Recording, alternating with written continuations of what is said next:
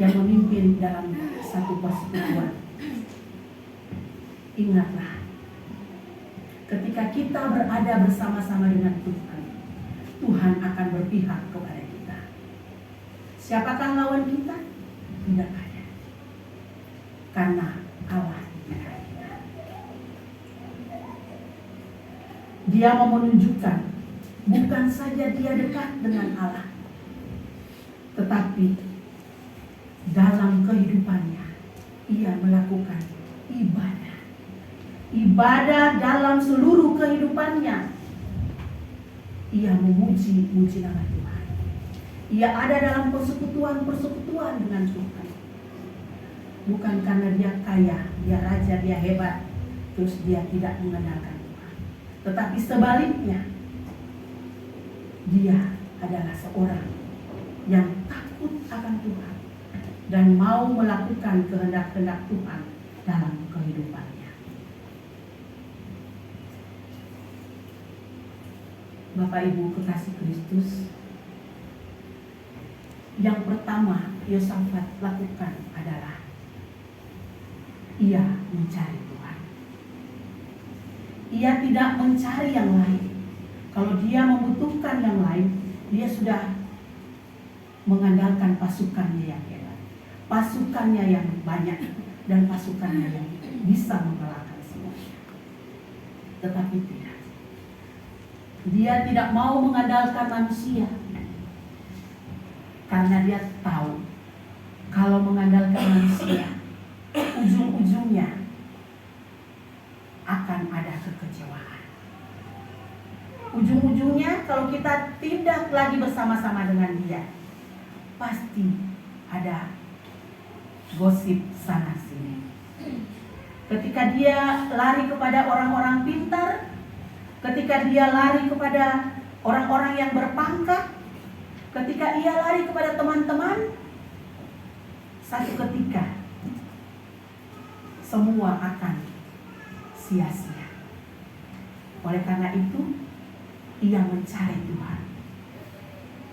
Di dalam keadaan apapun, ia mencari dan mencari Tuhan. Saudara-saudara kekasih Kristus, kita boleh mengalami berbagai masalah. Kita boleh mengalami berbagai kesulitan.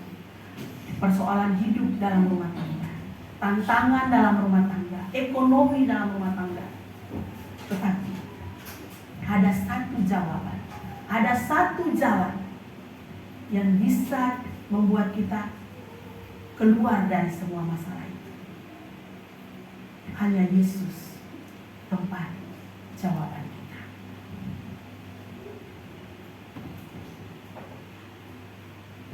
Karena mencari Tuhan itu penting. Dan berseru kepada Tuhan, itulah kehidupan kita sebagai anak-anak Tuhan. Ia sudah memberikan kehidupan dari pagi sampai malam. Ia memberikan banyak-banyak berkat yang tidak berkekurangan dari hari lepas hari. Ia sudah memberikan banyak hal kepada kita. Masakan kita melupakan kasih-Nya?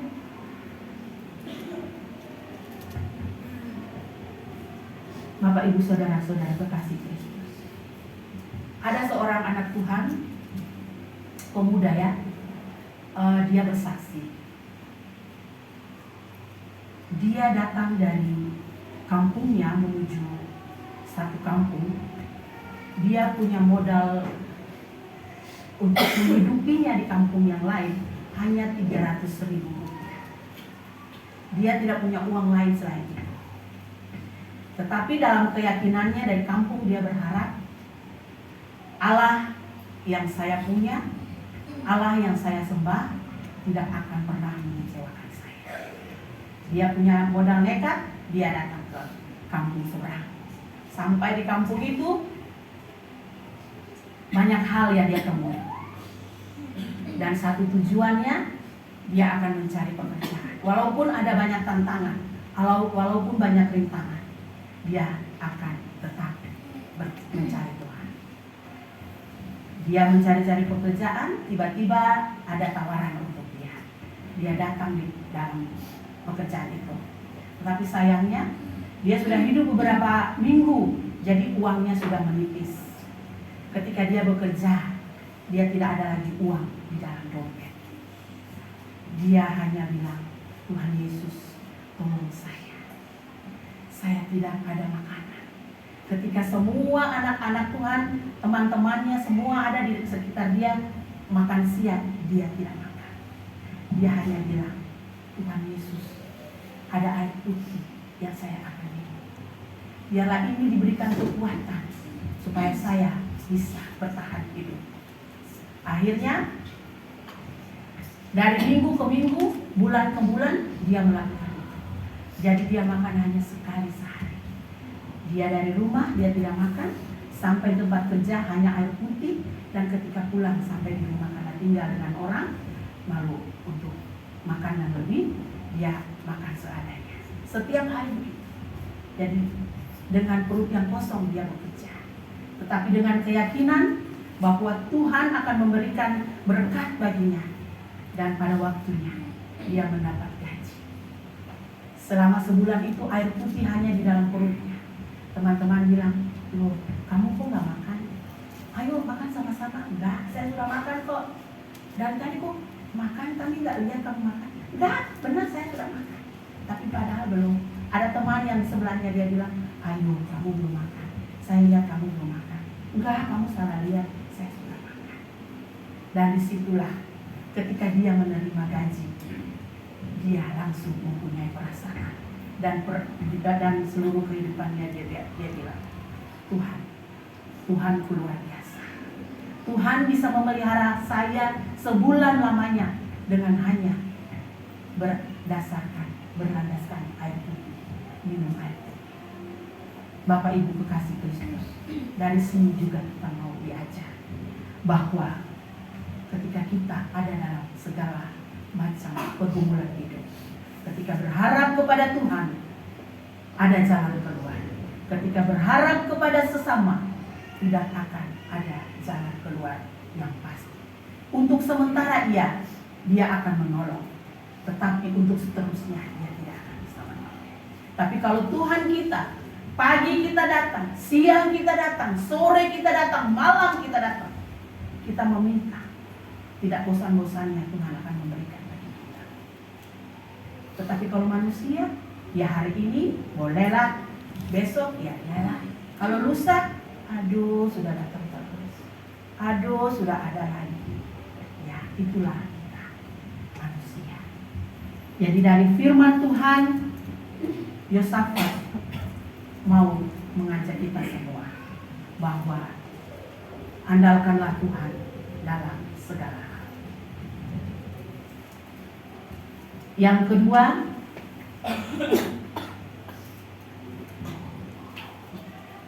mungkin kalau kita selaku manusia, pertolongan Tuhan pasti kita pikir terlambat. Selaku manusia, kalau diminta untuk menjawab pergumulan, pasti kita berpikir Tuhan itu mendengar yang lain, saya tidak. Tuhan itu terlalu lama menjawab doa saya.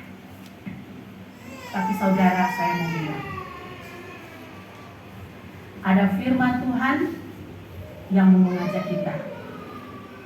Kejadian 1 ayat 1. Pada mulanya adalah Allah.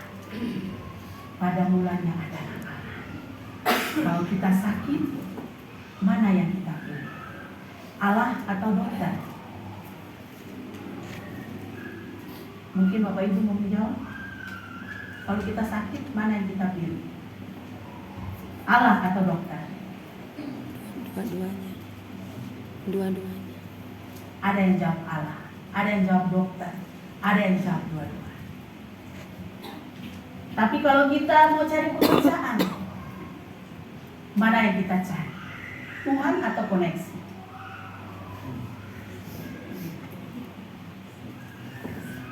Tolong Bapak Ibu jawab. Tuhan atau koneksi? Ada yang jawab koneksi, ada yang jawab Tuhan, ada yang jawab dua-duanya. Kalau kita bangun pagi, apa yang kita cari? Tuhan atau HP? Kalau ini semua jawab HP, berarti Tuhan nomor 2. Tuhan berarti.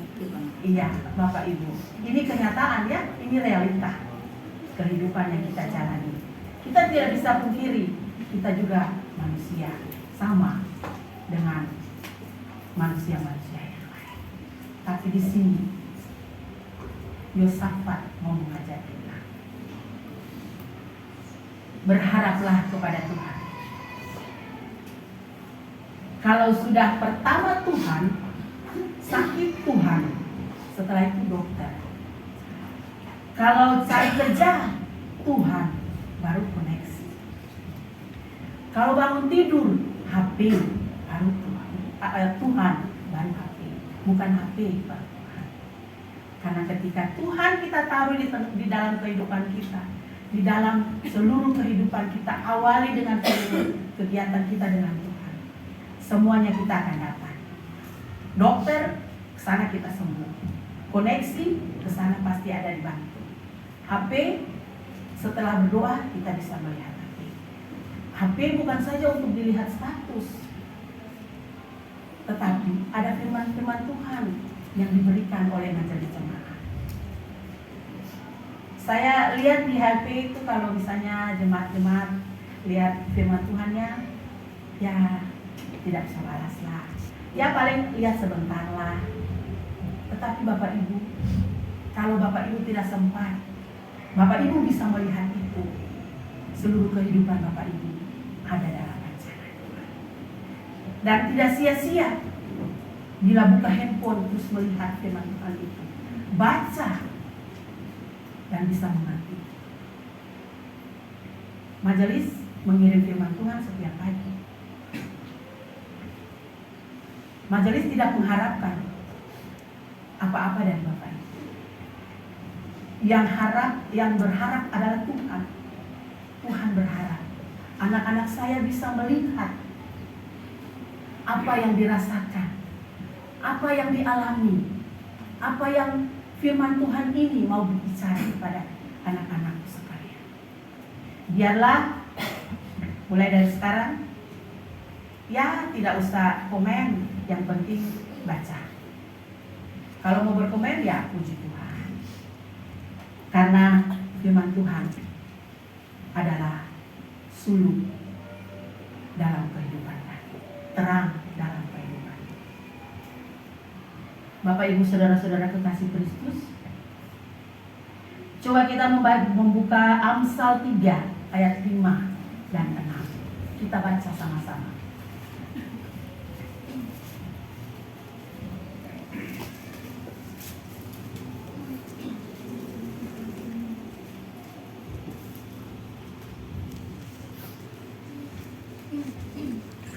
Amsal 3 ayat 5 dan 6.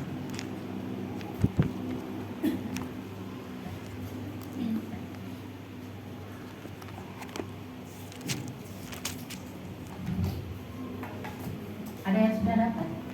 Ya, kita baca 1, 2, 3. Percayalah kepada Tuhan dengan segenap hatimu, dan janganlah bersandar kepada pengertianmu sendiri. Akuilah Dia dalam segala lakumu, maka Ia akan meluruskan jalanmu. Ya, itu adalah seruan yang disampaikan kepada kita semua. Jadi Yosafat mengajak Yehuda dan semua bangsa yang dipimpinnya untuk ada dalam penyertaan Tuhan. Dia tidak lari kepada siapa-siapa. Dia tidak meminta kepada siapa-siapa. Dia hanya mengandalkan Tuhan. Kalau punya waktu Bapak Ibu, ya kalau mau bilang waktu salah ya, kalau punya waktu salah. Semua orang punya waktu. Marilah kita beribadah kepada Tuhan. Kaum Bapak ya datang beribadah Kaum ibu datang ke beribadah ke kaum ibu. Anak-anak, ya antar anak-anak ke tunas. Jangan karena aduh saya sudah capek, Bapak diantar sudah. Aduh saya juga capek. Aduh, Tuhan tidak pernah capek untuk Bapak Ibu dan saya. Tuhan tidak pernah lelah untuk Bapak Ibu dan saya. Malahan berkat-berkatnya kita terima sepanjang waktu. Jangan kita hanya mau mencari berkatnya saja, tapi sumber berkatnya kita lupa. Marilah Bapak Ibu, saya bukan orang yang beriman, tidak. Tapi lewat firman Tuhan ini mau mengatakan, kalau sudah punya waktu untuk bekerja, sudah punya waktu untuk keluarga, baiklah juga punya waktu untuk Tuhan. Tidak panjang, cuma 1 jam, 2 jam kita datang kepada Tuhan. Jangan sampai bilang, aduh kita tidak bisa berbicara di dalam ibadah, mah nanti aduh bagaimana. Tuhan tidak melihat orang yang pintar dan bodoh. Tuhan tidak melihat orang yang pandai berbicara dan tidak pandai berbicara. Tuhan melihat hati yang mau datang kepadanya dengan sungguh-sungguh. Tuhan mau melihat hati yang datang dengan sukacita. Ya percuma saja kalau kita datang dengan sukacita. Mama lebih baik saya di rumah saya lihat anak-anak saya lihat suami saya lihat istri saya. Tapi tidak tahukah kita semua bahwa kasih Tuhan itu terlalu besar dan amat besar bagi kita. Marilah kita mencari Tuhan supaya kita dipenuhi oleh berkat-berkat yang melimpah. Sekarang kita sudah diberkati dengan berkat melimpah. Ketika kita cari Tuhan, berkat itu lebih tambah lagi dalam kehidupan kita. Apakah Bapak Ibu mau berkat cuma biasa-biasa saja? Atau mau yang lebih? Kalau lebih, ya cari Tuhan. Cari Tuhan. Biarlah kita bisa melakukan semua untuk Tuhan. Saya ada kumpulkan beberapa ayat untuk kita semua supaya kita bisa lihat di dalam pembacaan. Carilah Tuhan dengan kekuatannya dalam Mazmur 5 ayat. Carilah wajahnya selalu. Carilah Tuhan selama ia berkenan untuk ditemui. Kalau dia tidak berkenan untuk ditemui, bagaimana dengan kita semua? Berserulah kepadanya selama ia dekat. Bagaimana kalau dia tidak dekat dengan kita? Carilah aku, maka kamu akan hidup. Bagaimana kita mau hidup kalau tidak mencari Tuhan? Carilah dahulu kerajaan Allah dan kebenarannya, maka semua akan ditambahkan kepadamu.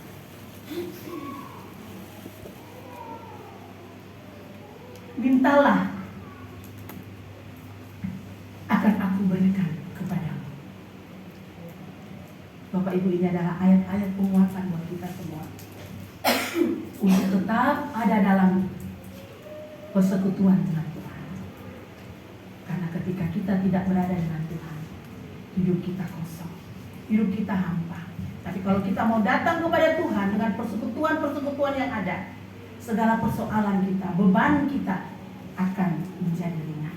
Kita bertemu dengan orang-orang di sekitar kita, kita saling mendoakan, beban hidup kita akan semakin ringan. Tapi kalau kita mau menanggung sendiri, saya yakin kita tidak mampu. Tapi kalau kita dalam persekutuan ini, kita mau berbagi, kita mau mendoakan, kita mau saling sharing, pasti ada jalan keluar yang bisa kita tempuh dalam kehidupan ini. Jangan berpikir bahwa ya sharing itu terlalu lama dalam ibadah, jadi tidak perlu. Tidak, Bapak Ibu. Justru pertumbuhan iman terjadi ketika ada sharing. ketika ada pembacaan-pembacaan firman Tuhan yang begitu indah dalam kehidupan kita. Yang tadinya kita tidak bisa berbicara, kita bisa mengucapkan 1-2 kata. Itu cukup. Tidak perlu sampai panjang-panjang lebar dan tidak perlu kata-kata yang indah, tidak. Tuhan tidak melihat itu.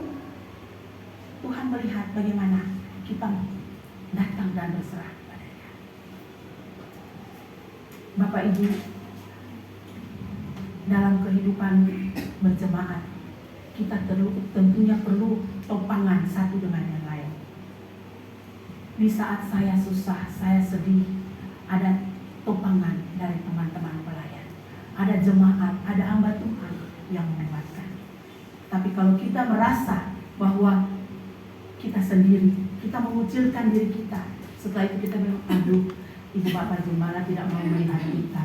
Orang lain saja dilihat, kita tidak melirik, saya tidak. Tidak begitu, tidak demikian. Itu perasaan kita saja. Itu yang membuat kita minder, karena kita tidak datang kepada Tuhan. Tapi kalau kita datang kepada Tuhan, persekutuan itu begitu indah. Dan berkat-berkat itu tercurah dalam rumah tangga kita. Bapak Ibu saudara-saudara terkasih Kristus. Setelah Yosafat mencari Tuhan, Yosafat mengajak untuk ada dalam puji-pujian. Yosafat mengajak untuk ada dalam penyembahan Allah. Yosafat saja raja. Yosafat memiliki banyak harta dan segala macam. Apalagi kita cuma orang yang biasa, yang tidak memiliki jabatan tertentu, yang tidak memiliki kekayaan melimpah. Masakan kita tidak mau merendahkan diri kita kepada Tuhan? Saya yakin lewat firman Tuhan ini kita akan berubah dan menyerahkan seluruh kehidupan kita kepada Tuhan. Kita buka lagi dari Ibrani 10 ayat 25. Kita baca sama-sama.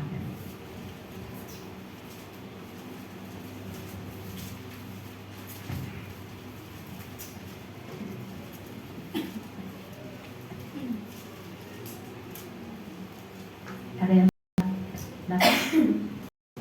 Ya, kita baca 1, 2, 3. Janganlah kita menjauhkan diri dari pertemuan kita seperti dibiasakan oleh beberapa orang, tetapi kita saling menasihati, dan semakin dia melakukannya, semakin Tuhan juga. Ya, Bapak Ibu saling menasehati. Kalau pelayan tidak menasehati, pelayan berdosa.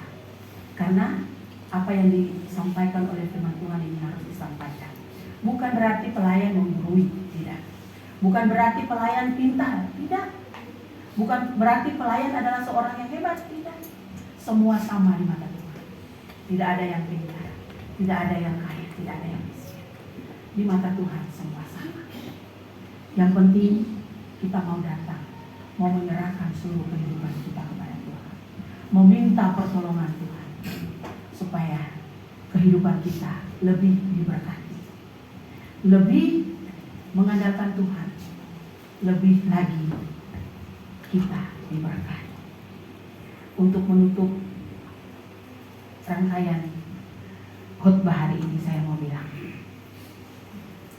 dan kita semua pasti katakan dalam kehidupan kita, masalah boleh besar, persoalan boleh ada, tantangan boleh kita hadapi, tetapi satu yang saya yakin, Allah saya adalah Allah yang luar biasa kuasanya, yang lebih besar dari segala persoalan kita, lebih besar dari tantangan kehidupan kita. Dan Allah yang sama